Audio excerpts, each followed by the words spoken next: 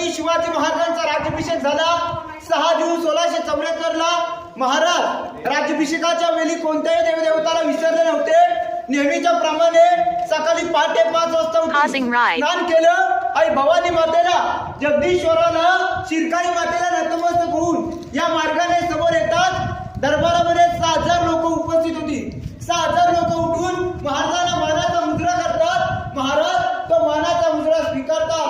लटलटत्या पायाने सिंहासनाजवळ जातात। पहिली नजर त्या भरलेल्या दरबारावरती, दुसरी नजर आऊसाहेबांवरती, तिसरी नजर 32 मन सोन्याच्या सिंहासनावरती।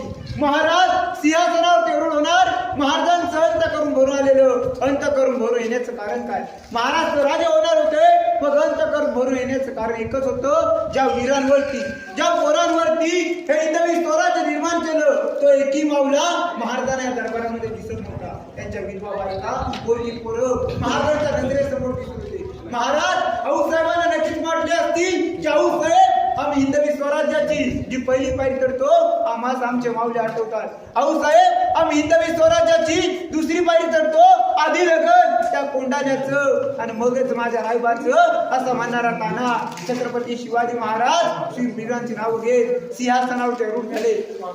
महाराजांच्या हातात विष्णूची मूर्ती दिली, महाराजांच्या अंगावरती छत्र धरण्यात आलं आणि मागून एक ललकार दिली। ललकार अशी होती की महाराज प्रौढ प्रताप पुरंदर क्षत्रिय कुलावतांस सिंहासनाधीश्वर महाराजाधिराज योगीराज श्रीमंत योगी श्री श्री श्री छत्रपती शिवाजी महाराज की जय।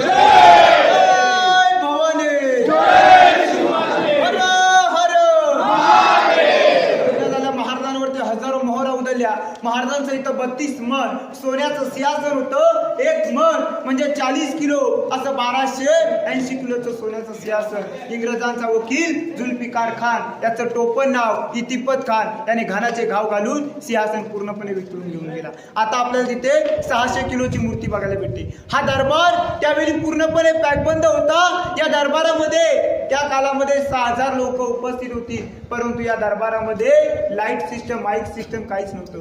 महाराज जरी सिंहासनावरतून बोलले तरी पूर्ण दरबारामध्ये ऐकायला जायचं। दरबारामधून कोणी व्यक्ती कुजबुजला तरी महाराजांपर्यंत ऐकायला जायचं। याला इकोसिस्टीम दूरध्वनी असं म्हटलेलं आहे। आज देखील आपण तिथे कागद पडला तरी तिथपर्यंत आवाज जातो, आणि तिथे जरी टिचकी वाजवली तरी इथपर्यंत आवाज जातो। याला इकोसिस्टीम दूरध्वनी असं म्हटलेलं आहे, परंतु काम चालू असल्यामुळे आपण ते ऐकू शकत नाही। ज्या इमारतीखाली आपण उभ्या, हा नगारखाना जर का लांबून पाहिला